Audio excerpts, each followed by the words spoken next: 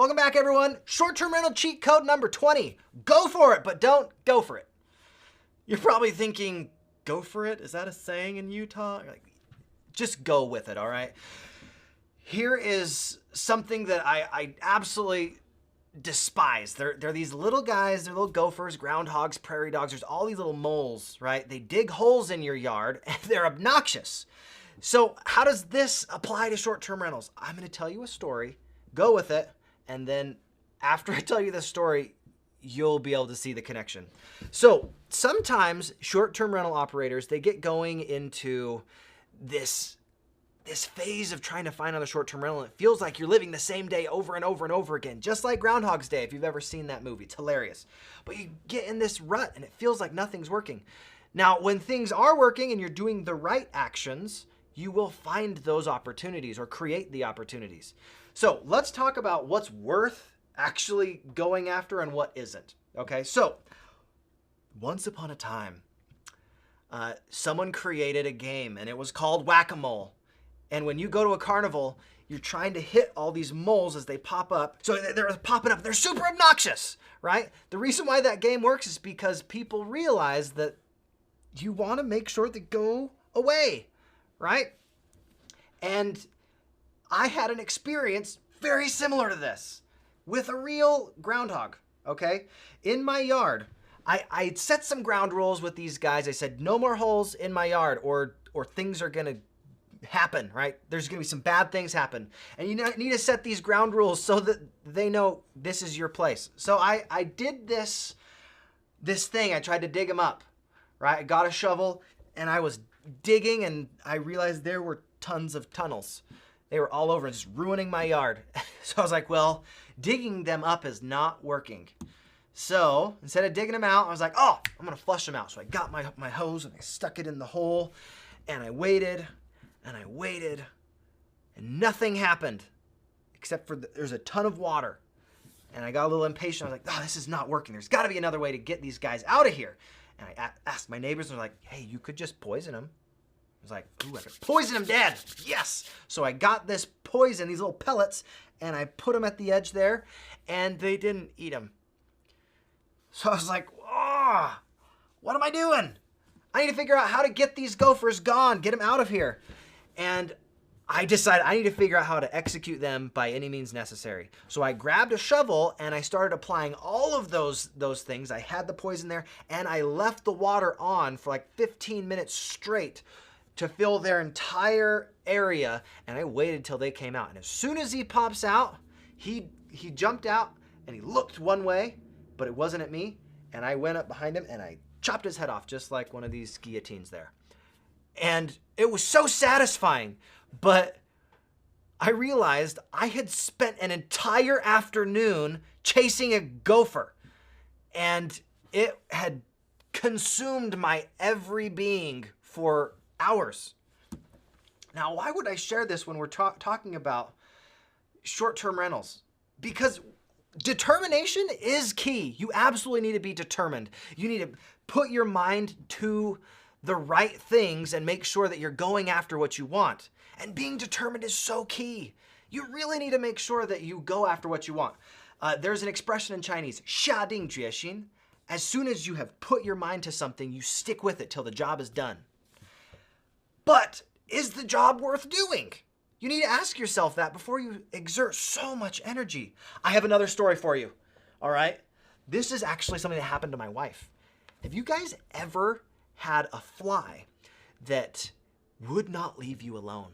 I mean, it just pestered you, and oh, there's a reason why they're called pests.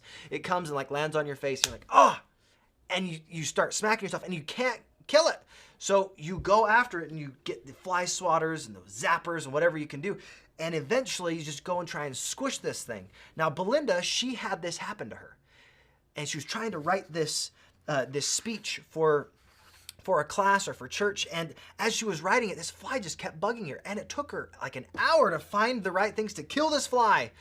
And after she had killed the fly successfully, she realized that the topic she was talking about was focus and prayer. And it was just one of those things that absolutely distracted her from her her goal of what she wanted to do. Sometimes we will have pests that deter us from what we actually want, right? And I need you to really get this. Are you distracted or are you determined? Because there's a major difference. If you're determined to do something and it's a worthy ideal, it is worthwhile. Here's one of my favorite quotes. This is by Earl Nightingale. He said, "Success is the progressive realization of a worthy ideal." Now, what is a worthy ideal? He describes it like this. A worthy ideal. This is a mother that wanted to be a mother and is doing a great job about it. This is a teacher that wanted to be a teacher and absolutely loves it and is doing a great job. This is the firefighter who wanted to be a firefighter and they are doing a wonderful job at it. This progressive realization of a worthy ideal, it can be whatever worthy ideal you want to go after. So in the short-term rental space, how do we know what's a worthy ideal? I have a poem for you to illuminate this whole idea. If you think you are beaten, you are. If you think you dare not, you don't. If you like to win, but you think you can't, it's almost certain you won't. If you think you'll lose, you're lost. For out of the world we find success begins with a person's will. It's all in the state of mind. If you think you're outclassed, you are. You've got to think high to rise. You've got to be sure of yourself before you can ever win a prize. Life's battles don't always go to the stronger or faster man. But soon or late, the one who wins is the one who thinks he can. So, are you going for gophers, or are you going to go for what you actually want in life? When you have a mountain lion, they only have so much energy that they can expend to actually produce the caloric intake they need to survive. If they expend all that energy going after gophers, they may not survive a long winter. They may not survive long term. Your business may not survive if you are always going for short-term rentals that are not lucrative, that don't have a high profit margin, right? That aren't the right fit for you and your business. So how do you know if it's a gopher or not? If you are not sure, one of the most powerful realizations you can have is that there are plenty of areas that allow for this, and there are plenty of other opportunities. This is one of the most powerful words you can learn in real estate. Next. When you say the word next, it gives you an opportunity to change direction and go somewhere else. The no creates the go. I'm gonna say that again. The no creates the go. A lot of times when you hit a dead end, that's great. That allows you to back up and go somewhere that you want to go. Sometimes we have to go down the wrong path for a short time so that we can back up and know that we're on the right path. So when this cougar sees a worthy prey, something that he actually wants, and he goes for it like an elk, there's going to be a result that is absolutely worthwhile.